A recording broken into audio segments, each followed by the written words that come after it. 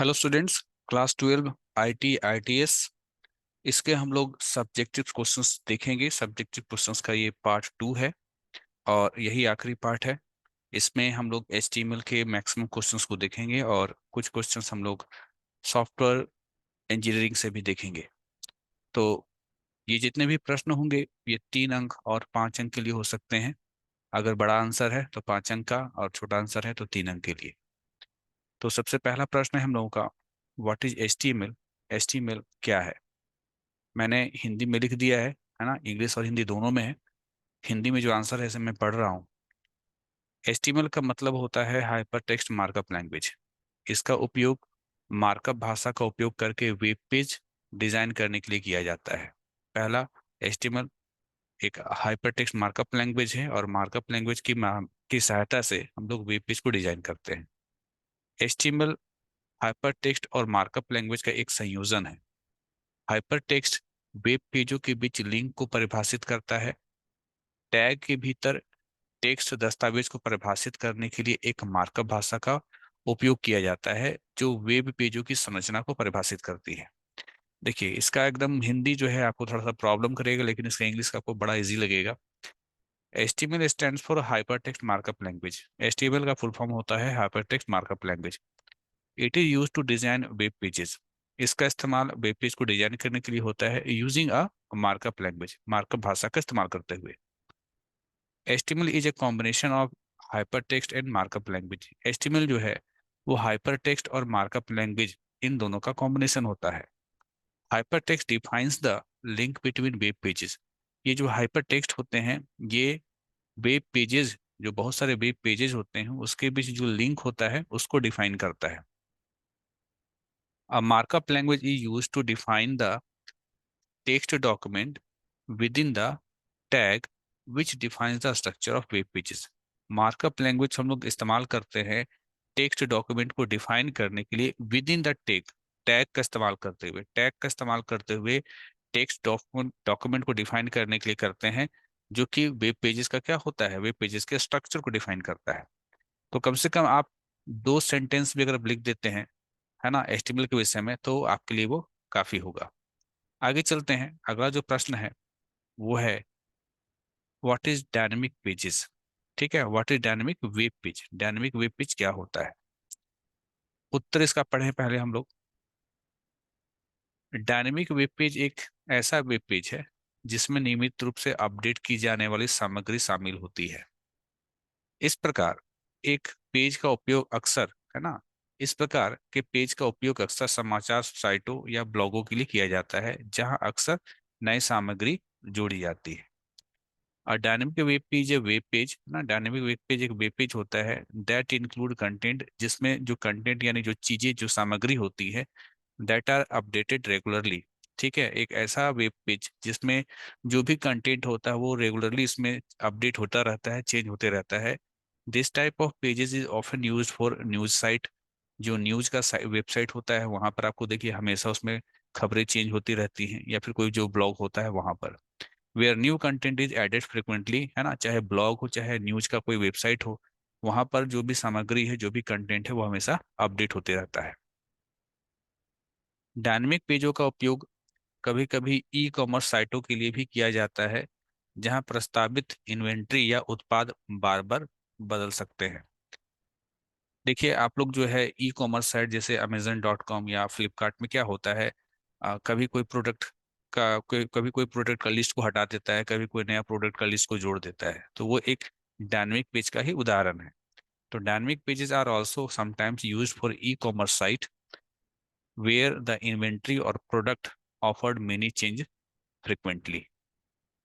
अगला प्रश्न, how to insert a background image in HTML। HTML में हम लोग बैकग्राउंड इमेज कैसे डालते हैं? तो इसको तो हिंदी में नहीं लिखा जा सकता, इसको तो इंग्लिश में ही आपको लिखना पड़ेगा।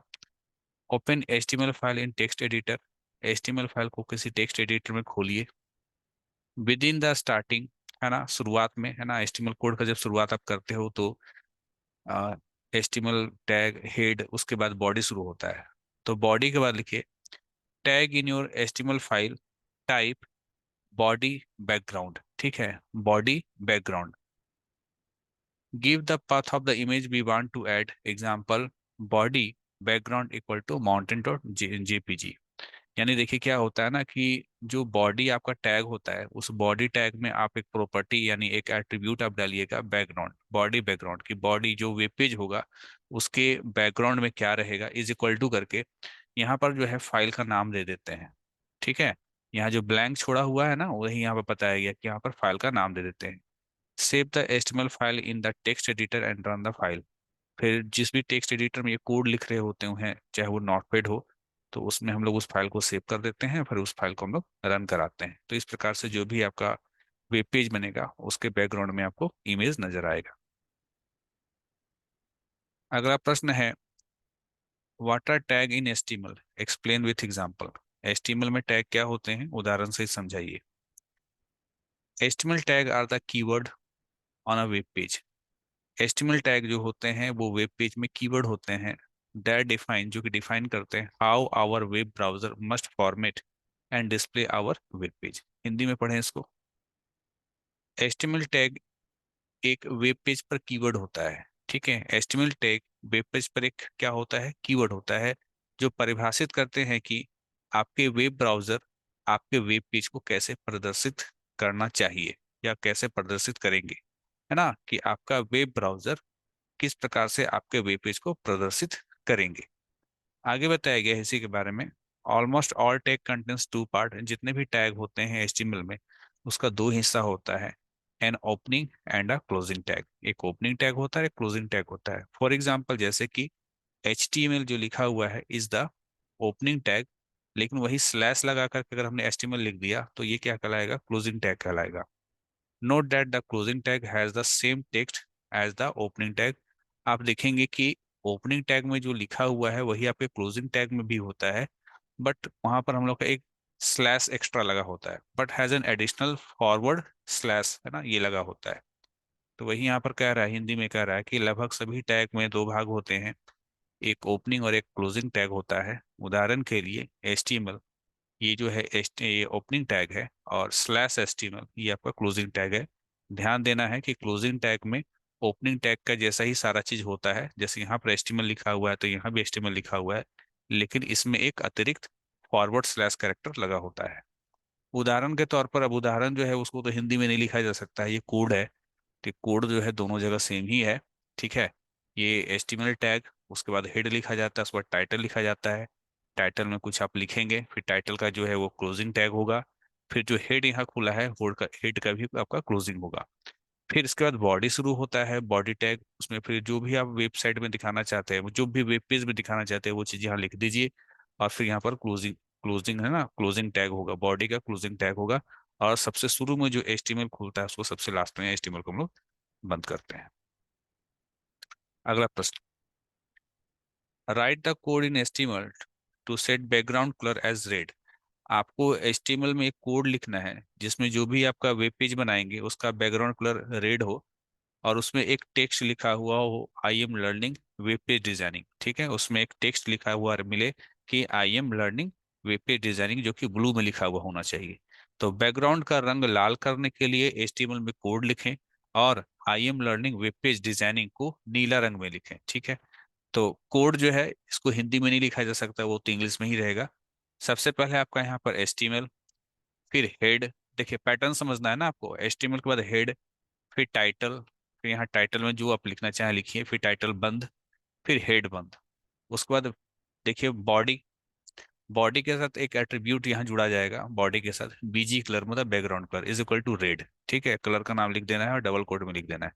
ये टैग हो गया, ओपनिंग टैग हो गया। ठीक है, उसके बाद आपको जो भी चीजें एक टेक्स्ट था, है ना, I am learning web page designing, इसको ब्लू कलर में लिखना था, तो एक फॉन्ट नाम का टैग होता है, font colour equal to blue.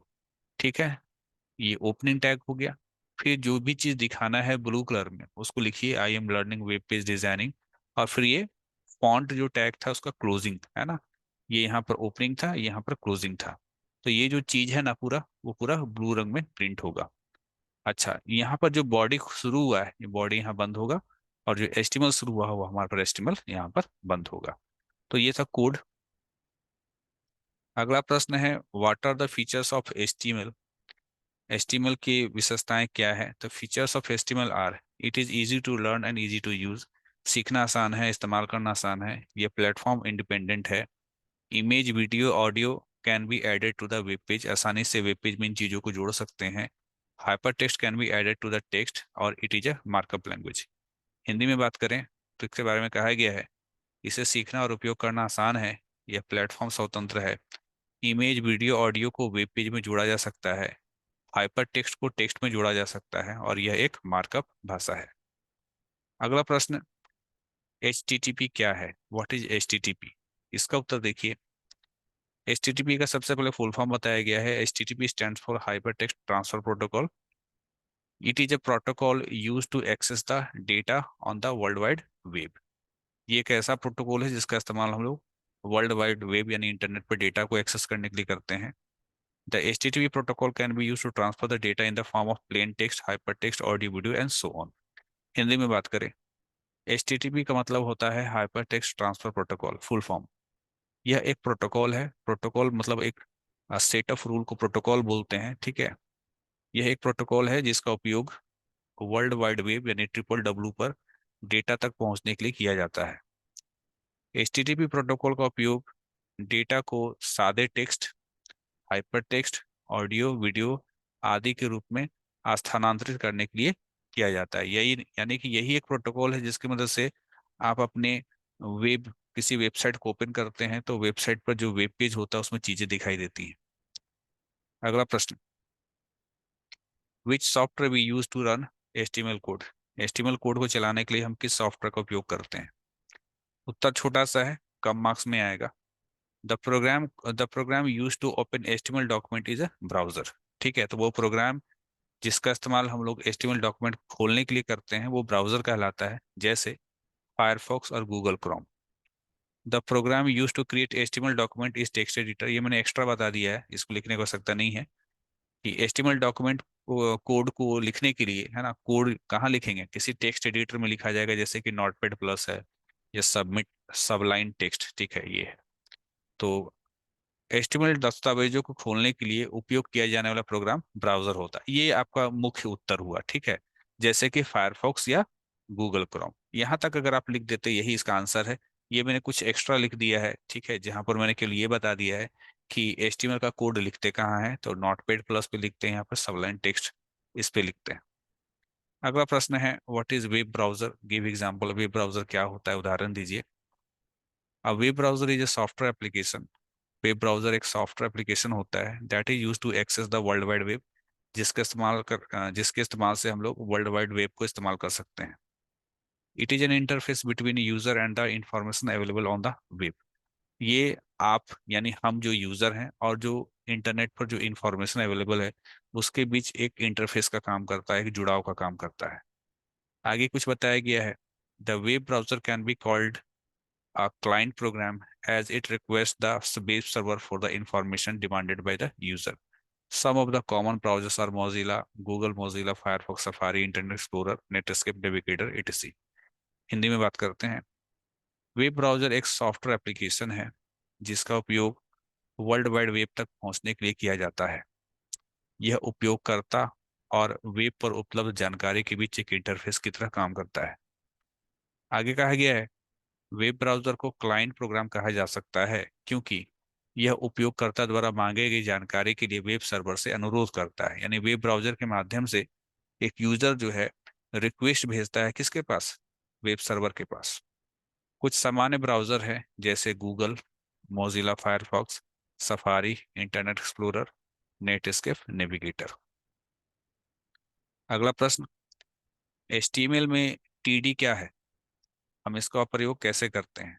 इसको भी मैंने इंग्लिश में ही आंसर लिखा है, अच्छा इंग्लिश हिंदी दोनों में है। TD टैग HTML टेबल में एक स्टैंडर्ड डेटा सेल को परिभाषित परिभाषित करता है। यानी HTML की मदद से जो आप टेबल बनाते हैं ना, तो उसमें एक सेल को, जैसे एक टेबल है, ठीक, अभी टेबल है, इसमें एक एक बॉक्स क्या है, एक एक बॉक्स सेल है। तो सेल को परिभाषित करने के लिए क्या होता है? TD होता है। TD के माध्यम से ही एक सेल बन रहा है, ठीक। An HTML table has two kinds of cell. अच्छा, यहाँ पर एक्स्ट्रा जानकारी दे दिया गया है कि जो ये जो सेल होता है ये दो प्रकार का सेल होता है। एक होता है हेडर सेल, ठीक है, जहां पर आप हेडिंग लिखते हैं, जैसे यहाँ पर लिखते हैं नेम, यहाँ लिखते हैं रोल, यहाँ पर लिखते हैं क्लास, और नीचे फिर डेटा भरा जाता है। और दूसरा जो सेल होता है वो डेटा सेल कहलाता है, कंटेंस डेटा। तो हेडर सेल के लिए टीएच का इस्तेमाल किया जाता है और डेटा सेल के लिए टीडी का इस्तेमाल किया जाता है। यानी अगर ये हमने एक टेबल बनाया यहाँ पर, और यहाँ पर लिखा नेम, यहाँ लिखा एज, और यहाँ पर लिख दिया मान लीजिए क्लास, और यहाँ पर नेम लिखा मान लीजिए किसी का नाम XYZ है, एज जो है 16 साल है, क्लास जो है वो आपका 10 है। यहाँ ABC स्टूडेंट का नाम है, उसका उम्र 15 साल है, वो क्लास 9 का है। तो ऊपर जो नेम एज है ना, इसके लिए कौन सा टैग इस्तेमाल होगा? TH, table header. और ये जो डेटा भरा गया है ना, इसके लिए कौन सा इस्तेमाल होगा? TD। ये बताया गया आपको, ठीक है, यहाँ पर सारा जानकारी आपको बता दिया गया है। आगे चलते हैं। Write down the syntax for HTML। HTML के लिए सिंटेक्स लिखें, ठीक है, यानी HTML का कोड कैसे लिखते हैं। Every HTML document start with doc type declaration.